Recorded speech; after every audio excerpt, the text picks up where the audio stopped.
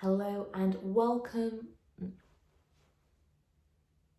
Hello and welcome to your Power Down story for relaxation, calmness, and overcoming obstacles.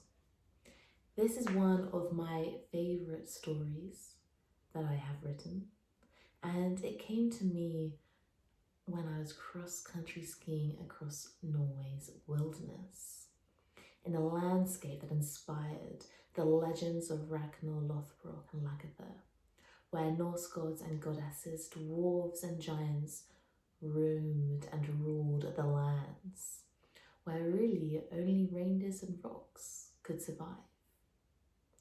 The Norse myths captured my imagination a very long time ago, and now I feel grateful to live in the country where they live and breathe. As you relax and feel calmer and calmer, you'll notice how they've inspired this particular story. I recommend listening when you can really focus on feeling wonderful, deep feelings of relaxation and calmness. When you can sit down comfortably or even lie down and just fully relax.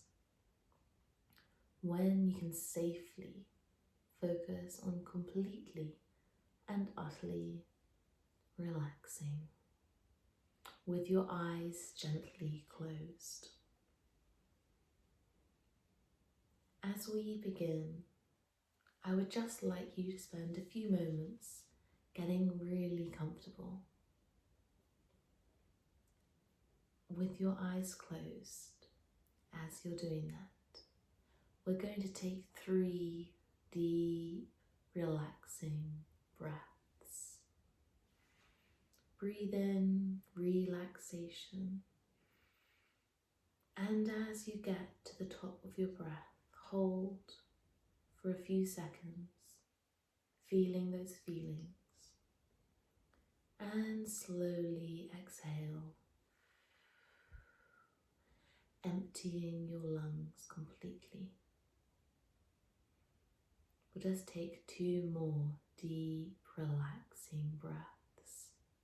Breathe in, filling your lungs with that calm relaxation. Hold at the top of your breath, feeling those feelings, and slowly exhale.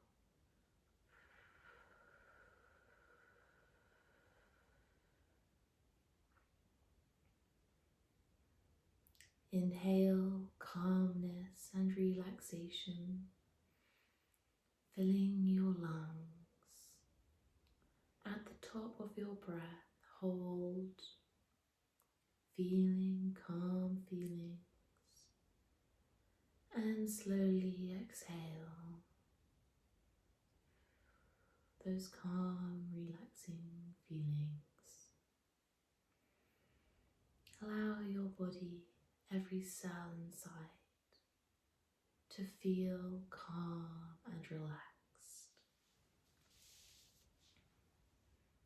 Now you're feeling even more relaxed. Together, we're going to go back to a time when I was cross-country skiing in the cold Norwegian winter.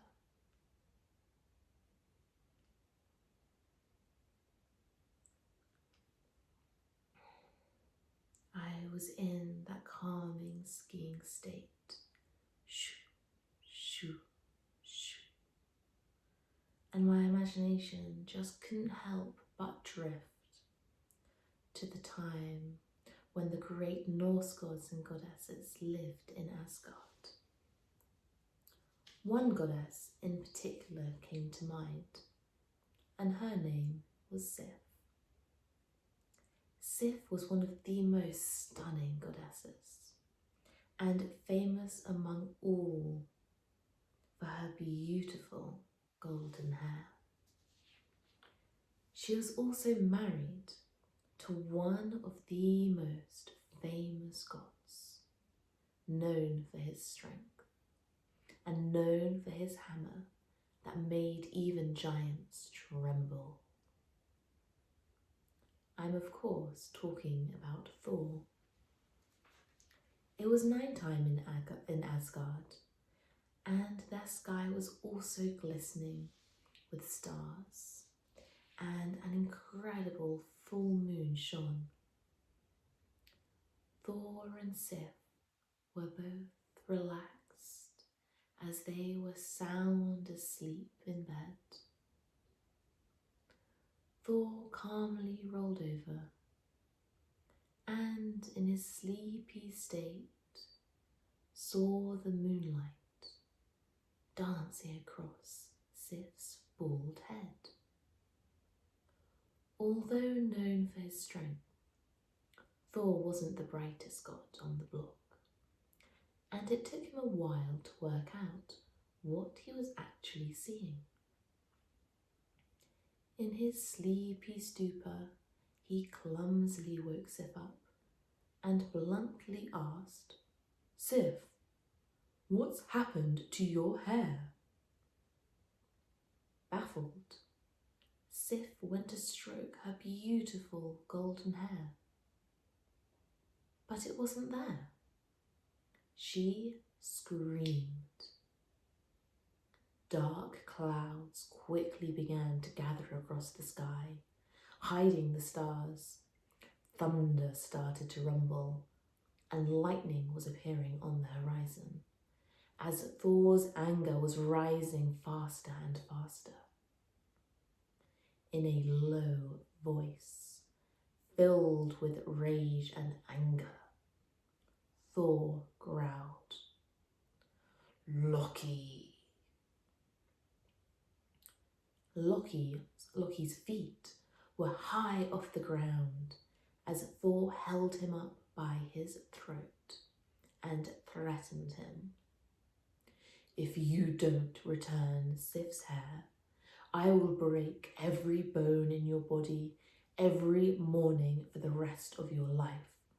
That's your fate, unless you do something now."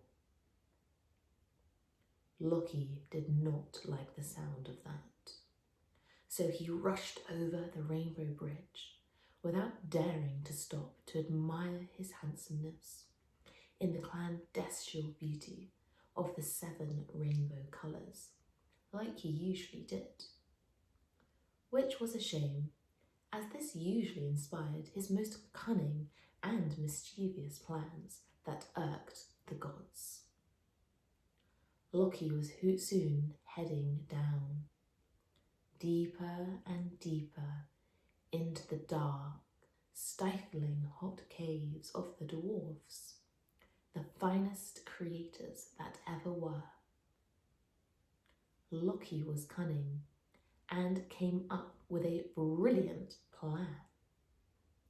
Maybe just running across the rainbow bridge and glancing at himself was enough after all.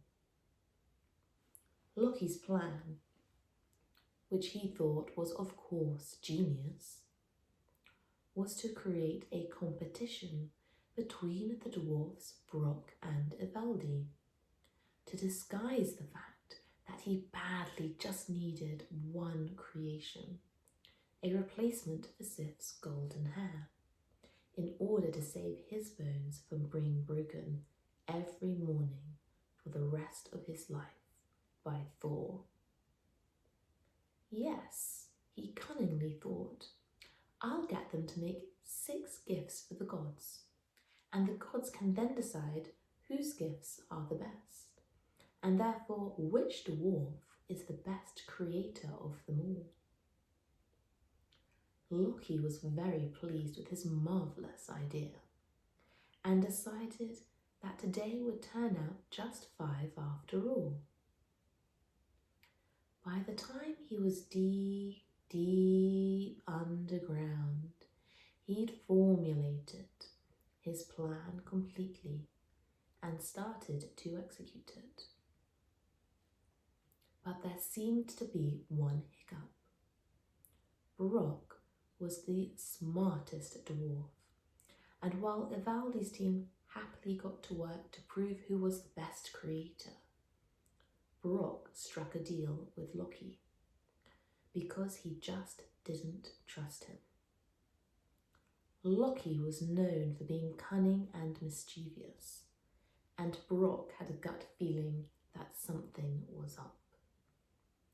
Loki and Brock agreed that he and his team would create 3 gifts for the gods, including a gift to replace Sif's golden hair. But if his team won, then they would get Loki's head. As they shook on it, a huge smile spread across Brock's face. He was just imagining all of the fanciful things he could create with all of Loki's cunning. Loki was now worried. He did not want to lose his head, and Brock's reputation preceded him. The other team, there was no denying, they were good. But Loki wasn't sure if they were good enough to beat Brock, and he wasn't about to leave this competition to chance. Loki needed a new plan to make sure Brock failed in crafting his gifts. He had to make sure that Ivaldi's team won. Another cunning and foolproof plan danced across Loki's face as he watched Brock working, and a shrewd smile quickly followed it. He knew the key to creating something magnificent was keeping the bellows at a strong and steady pace. Loki was a shapeshifter and could turn himself into anything. And suddenly, he was no longer a handsome god, but a big, black, nasty, biting fly. He flew down to where Brock was working, dodging the piping hot steam, the tools, the sweat. Loki flew down and bit Brock hard on the eye. Brock faltered ever so slightly, but to Loki's horror, Brock did not stop. Loki was seething. He'd inflicted all the pain he could, and Brock had only slowed down slightly. Despite the pain and the blood that poured from the bite, Brock had finished the god's gifts, and to Loki's dismay, they looked incredible. As Ivaldi's team showcased their 3 gifts, the gods were impressed. They were indeed magnificent. An ornate, pure gold arm ring called Dropnir, which on every 10th night would drip 9 golden arm rings of equal excellence. A splendid ship called Skidbladnir that sped across the ocean and could be folded up and placed in a pocket like a silk handkerchief. And lastly, a spectacular spear called Gunnar that could pierce anything and always had perfect aim. And any oath sworn on it was unbreakable. Now that Ivaldi had finished showboating his gifts, it was Brock's turn. Loki was feeling relieved, as he really didn't see how Brock could top these gifts. He let out a sigh of relief.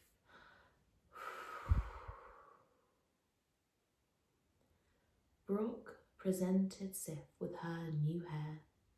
It was 700,000 strands of beautiful flowing gold that behaved exactly like real hair. Once placed on Sif's bald head, it magically attached itself to her, just like real hair. She flicked her hair sultrily at Thor, and then joyfully went to show off to the other goddesses. Thor was very satisfied with this gift. Next, Brock gave the gods a flying ball called Gulinbusti, which could soar through the sky at great speed while pulling a chariot and lighting up the night sky with his golden bristles, as if he was lit up by 1,000 candlesticks. At this point, Loki was 99% certain his head would survive and stay safely on his neck. He let out another sigh of relief.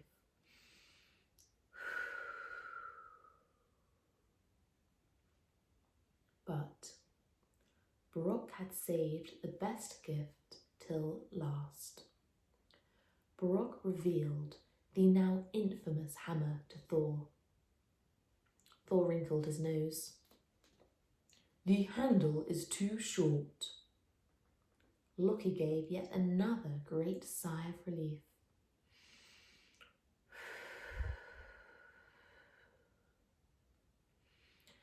Brock looked down ashamed. "Yes," he admitted. "I'm sorry. That was my fault, as I was working on the bellows and faltered slightly. But please, before you dismiss it, let me tell you its 4 unique qualities. The hammer is called Mjolnir, the lightning maker, and is unbreakable. No matter how hard you throw it, it will never break nor damage." Thor leaned in. He was always breaking his weapons. "When you throw the hammer, it will always hit its target."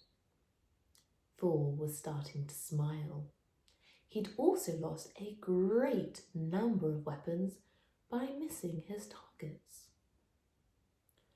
"And no matter how hard and how far you throw this hammer, I guarantee that this hammer will always return to you."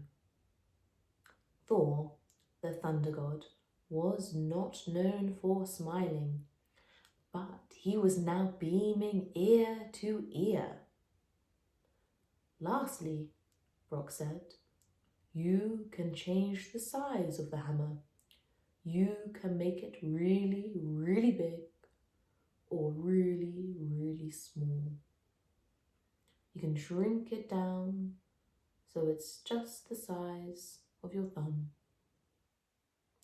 Thor jumped up in delight. Thunder excitedly rolled across Asgard. "This is the best gift the gods have ever received, as it can keep us safe from the giants and anything else that wishes to threaten us. Shortness, smartness, this gift will have our enemies quaking in their boots." Odin announced that Brock's team had won. They'd gifted the gods with the most amazing gifts that they had ever seen. But by the time Brock had turned around to get hold of Loki's head, Loki had vanished. However, Thor was really itching to try out his new hammer. He knew he shouldn't have, but he quickly fetched Loki back.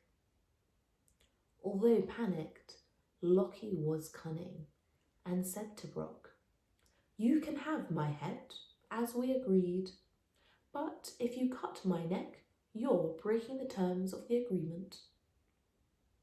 Odin agreed.